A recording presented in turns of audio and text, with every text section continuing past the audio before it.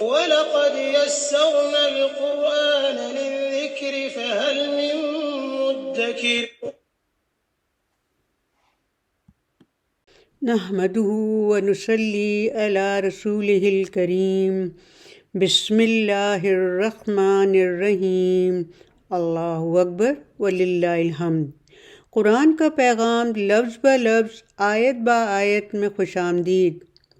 سورہ قمر میں اللہ سبحانہ تعالیٰ نے کئی بار فرمایا ہے وَلَقَدْ يَسَّرْنَا الْقُرْآنَ لِلذِّكْرِ فَهَلْ مِن مُّدَّكِرٍ، اور بلا شبہ آسان بنا دیا ہم نے اس قرآن کو سمجھنے کے لیے، تو کیا ہے کوئی سوچنے سمجھنے والا؟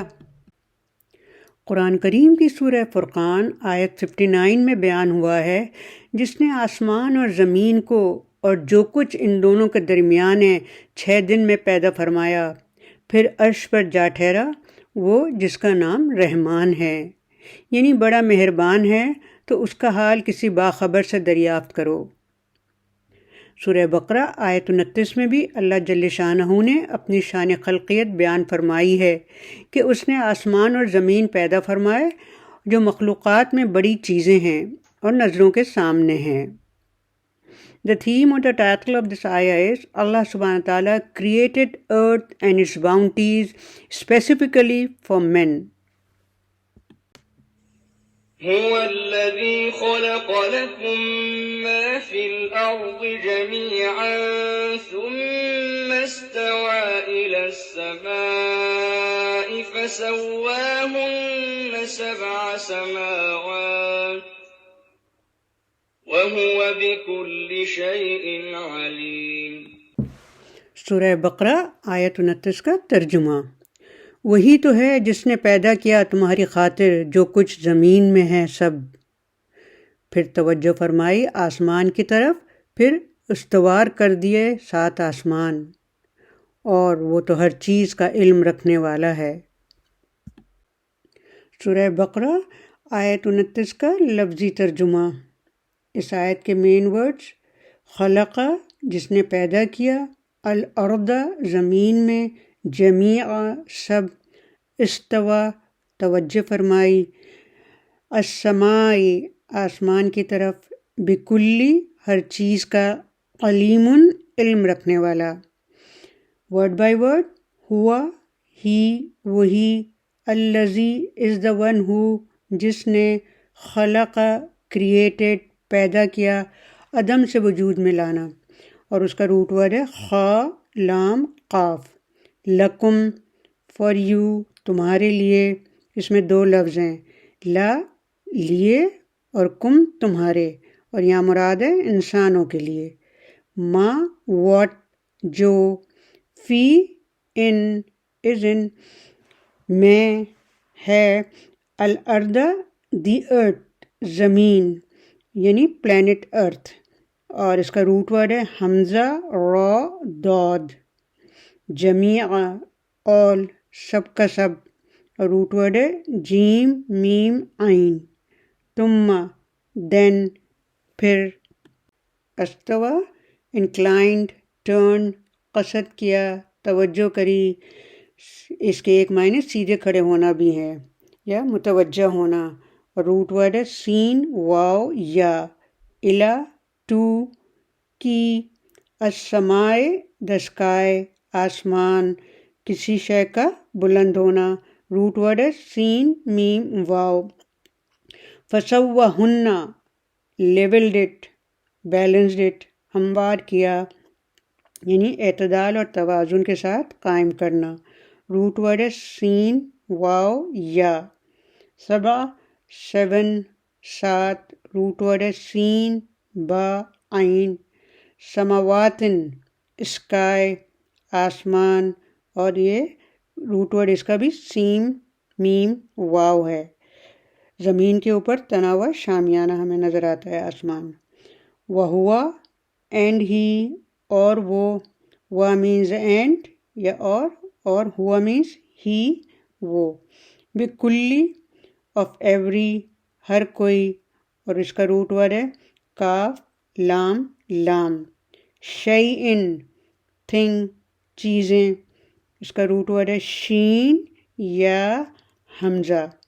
علیم از آل نوئنگ، خوب جاننے والا ہے، علم سے بنا ہے یعنی نالج والا. اور روٹ ورڈ ہے عین لام میم. سورہ بقرہ آیت 29 کا بریف ڈسکرپشن یعنی مختصر وضاحت. اللہ تعالیٰ نے کیا ہی خوبصورت ترتیب سے بیان کیا ہے. پہلے حیات و زندگی کا ذکر، اس کے بعد زمین اور آسمان کی پیدائش، کیونکہ زمین اور آسمان سے نفع زندگی کے حاصل کرنے کے بعد ہی ہو سکتا ہے. اس میں عام نعمتوں کا ذکر ہے جس سے انسان اور تمام مخلوقات فائدہ اٹھا سکیں. پہلا جملہ هو الذی خلق لکم، وہی تو ہے جس نے پیدا کیا تمہاری خاطر. اس آیت میں سامان حیات کا ذکر ہے جس پر حیات زندگی کی بقا موقوف ہے.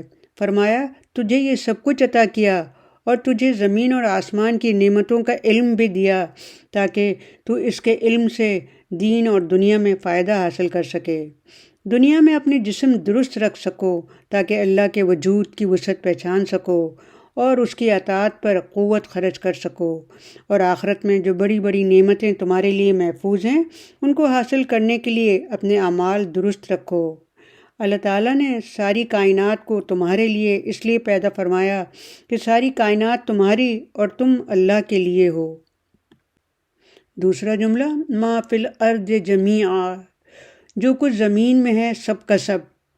جناب مفتی شفیع عثمانی معروف القرآن میں بیان کرتے ہیں اس آیت میں زمین کی تمام چیزوں کو انسان کے لیے پیدا فرمانے کا بیان ہوا ہے. جو کچھ بھی زمین میں موجود ہے سب کا سب یہ فائدہ عام ہے، کھانے پینے کا ہو یا پہننے کا یا برتنے کا یا نکاح اور روح کو تازگی بخشنے کا، یعنی غذا، لباس، مکان، دوا اور راحت کے کل سامان زمین کی پیداوار ہیں جو تمام انسانوں بلکہ حیوانات بھی اس میں شریک ہیں. غرض یہ کہ دنیا کی کوئی چیز ایسی نہیں جس سے انسان کو کسی نہ کسی حیثیت بلا واسطہ یا باواسطہ فائدہ نہ پہنچتا ہو، خواہ یہ فائدہ دنیا میں استعمال کرنے کا ہو یا آخرت میں عبرت یا نصیحت حاصل کرنے کا ہو. بہت سی چیزوں کا فائدہ انسان محسوس کرتا ہے، لیکن بہت سی چیزیں ایسی ہیں جس سے انسان کو فائدہ پہنچتا ہے لیکن اس کو خبر نہیں ہوتی. یہاں تک کہ کچھ زہریلی اشیاء یا زہریلے جانور وغیرہ اگر غور کریں تو کسی نہ کسی حیثیت میں انسان کے لیے نفع بخش ہی ہوتے ہیں. اگلا جملہ ثم استوى الی السماء، پھر متوجہ ہوا اللہ سبحانہ تعالیٰ آسمان کی طرف.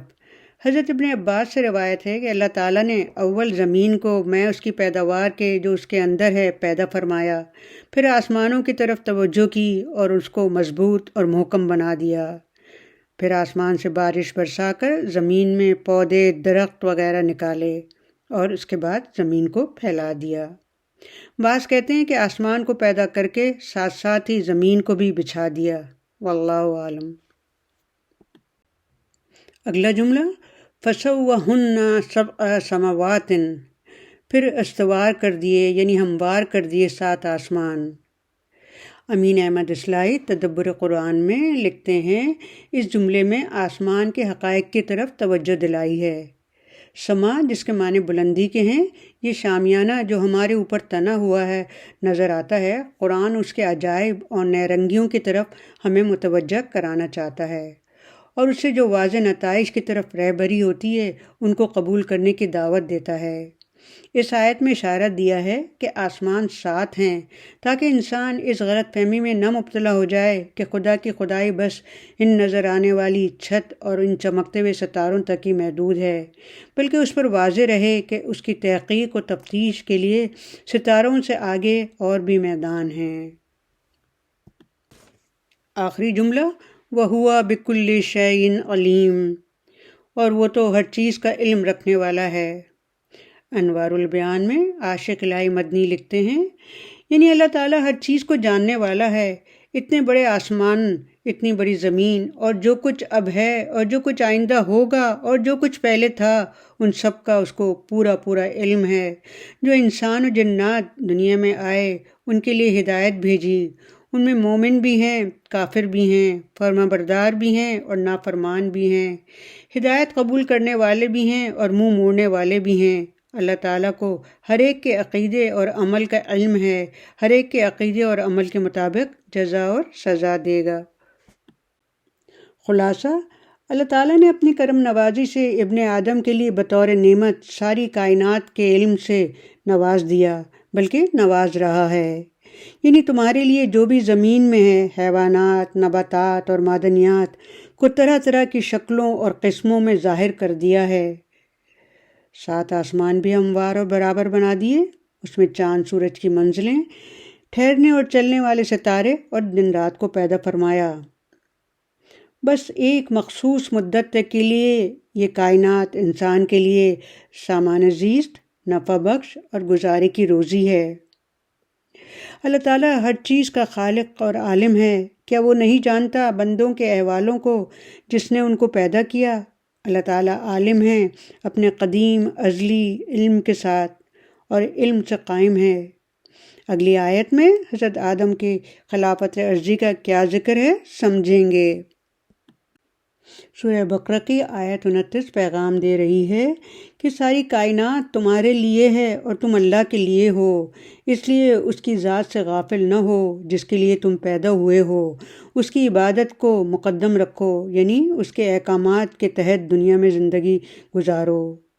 دعا ہے رب کریم سے کہ مسلمانوں کو ایسے اعمال کرنے کی توفیق عطا فرمائے جس سے راضی ہو اللہ تعالیٰ ان سے اور وہ راضی ہوں اللہ تعالیٰ سے، انشاءاللہ تعالی۔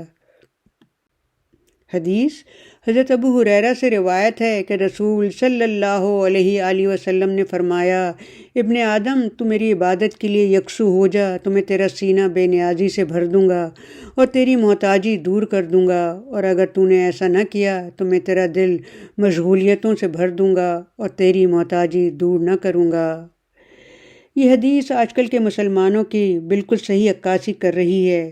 اللہ تعالیٰ کے احکامات کو بلا دیا ہے انہوں نے، اور ہر چیز کے لیے غیر مسلموں کے محتاج ہیں۔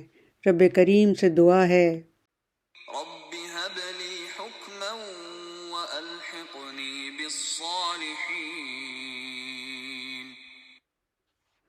اے میرے مالک عطا فرما تو مجھے حکمت اور شامل فرما تو مجھے صالحین میں۔ آمین ثم آمین۔